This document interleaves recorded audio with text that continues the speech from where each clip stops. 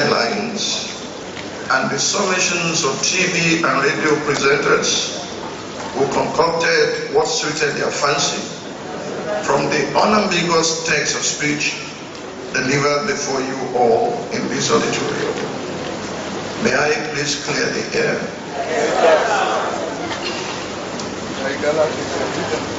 If you're for my clearing the air, say yes. If you're not for my clearing the air, just to hold my peace, say nay. The yes have it. Very many thanks.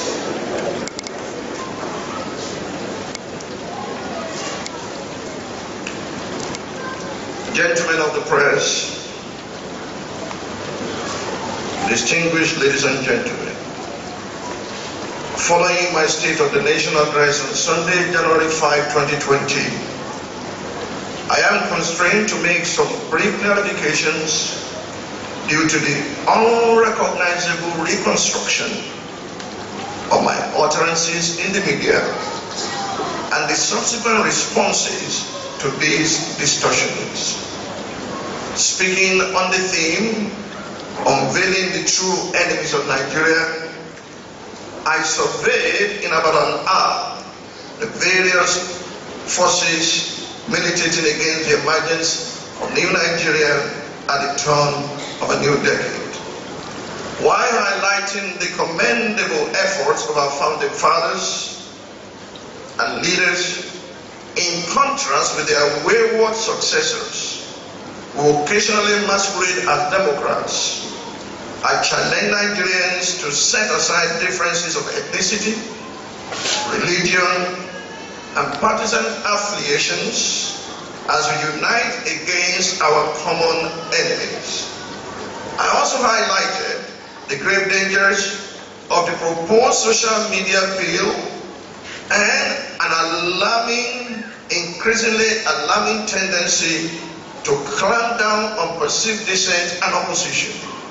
I concluded by offering counsel to President Muhammadu Buhari on three key areas of focus as his second and final term draws to a close, namely strong leadership, strong institutions, and strong succession. My use of the word succession has drawn curious reactions from various quarters.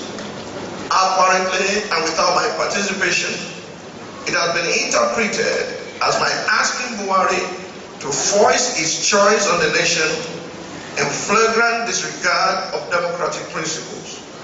I neither did this, nor did I insinuate at any point that Buhari should pick or choose his successor as some news outlets have conjured. I will reproduce my exact words.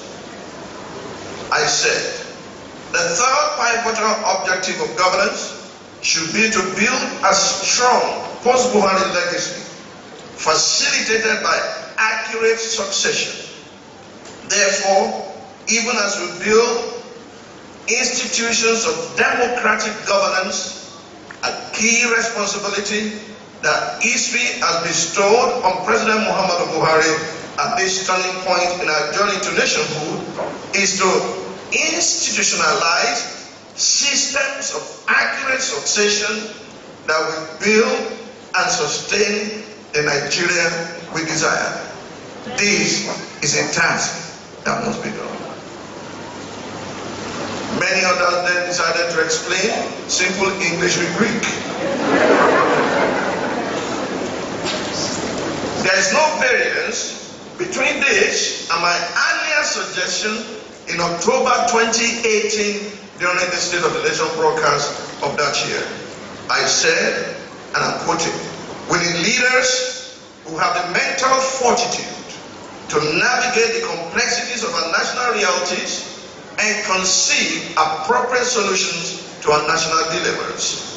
We need leaders who possess the power of execution and the ability to see to it that solutions are effected and policies implemented. This is the breed of leaders we need in 2019 and beyond.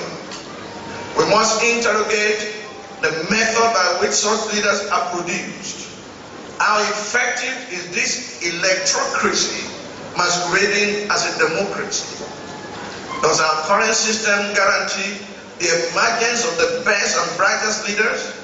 Or does it constrain us to the choice between the devil and the deep blue sea? Have we helped ourselves by asking Nigerians to get their PVCs without paying attention to what happens at the primaries? What have we done at this time to ensure that after elections, the president or governor is not surrounded by people who will disadvise or incapacitate him or her? What safeguards have you put in place to ensure that an elected leader is surrounded by the right set of lieutenants, including ministers and advisors? How much consideration have we given to leadership succession? That was 2018. Beyond 2019, who are those trusted hands in whose care we must place our beloved nation? How can we begin to position such leaders in the current dispensation? Every serious political party must place these issues at the front burner. Any party that's unable to spell out its leadership selection criteria as well as its long-term succession plan should be rejected by Nigerians. I guess I was speaking to the deaf. Again, the focus remained on systems of succession, which I sought to highlight using the Singapore in this last broadcast we did, China and South Africa as examples, while being mindful of our local realities. This was clearly conveyed when I said, as we build institutions of democratic governance, I took this for granted. Anyone who was not mindful of this either did not read or listen to my remarks in context, or deliberately chose to sidestep that crucial detail and respond to a phantom non-issue. The problem is when you take text out of context, you are in common. The reference to China had nothing to do with the Chinese system of government, but more to do with Deng Xiaoping's deliberate move to discover, develop, and strategically deploy young leadership talents over an extended period as that country began a path to modernization.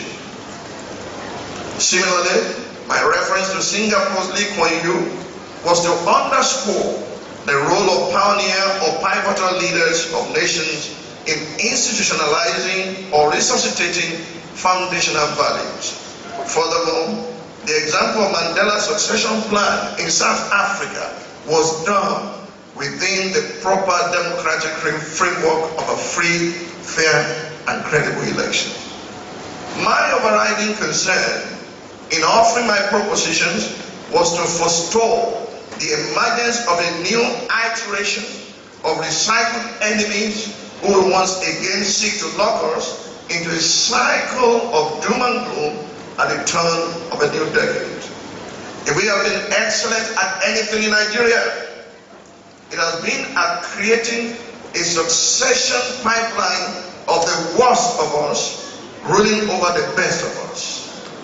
On my part, I remain committed to facilitating, however God enables me, the emergence of the best, the brightest, the fittest, and the most competent Nigerians across every gamut of our national life. I am more invested in discussions on the way forward, and which does not address individual comments, particularly as they were in response to words I simply did not utter, or insinuations that were the concoctions of jaundiced imaginations.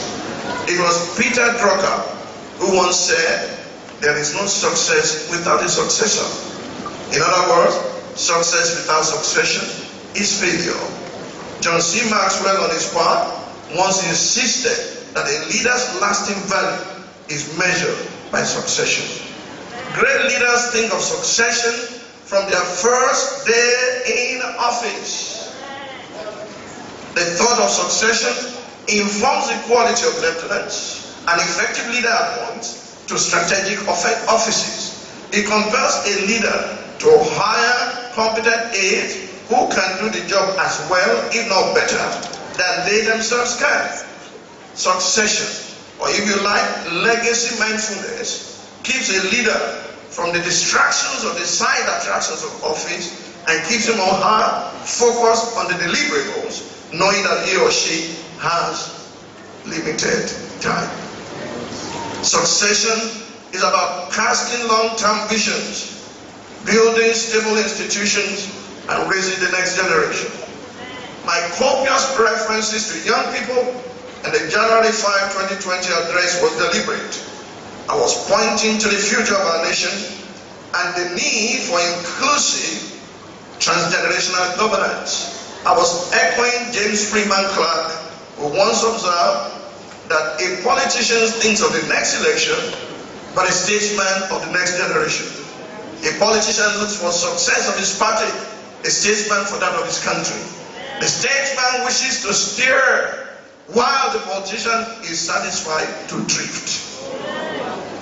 These are serious issues that cannot be muddled by perverts pretending to be patriots or zeros pretending to be heroes. Let me reiterate that over the years, inaccurate succession has been the bane of institutional leadership in Nigeria. Decades after the selfless leadership of our founding fathers, the citizenry has remained disillusioned with the self-aggrandizement of politicians who lack the values of our founding fathers. In the South, these politicians are quick to wear the cap and glasses of Chief Obafemi Awolowo, but lack the mental capacity and foresight of the late sage. In the North, these politicians affiliate themselves with the legacy of Sir Ahmadu Bello, but lack the heart with which the Sardauna worked for the progress of his people. In the East, they associate themselves with the giant strides of Dr. Nnamdi Azikiwe and Michael Opara, but their governance accomplishments are dwarfed compared to those of these heroes. These are signs of leadership succession failure. As I conclude, let me restate my convictions. Succession is an expansive term that does not focus on one position alone. Mindful as I am that no one individual can single-handedly solve Nigeria's problems. Instead, it focuses on the institution of systems of predictable progress and the sustainable replacement of capable hands with capable hands across the entire system. There's no point a capable hand will now hand over to a sick and weak leader. It's not done. Capable hands must hand over to capable hands across the entire system, whether through elections or appointments of ministers, etc., etc.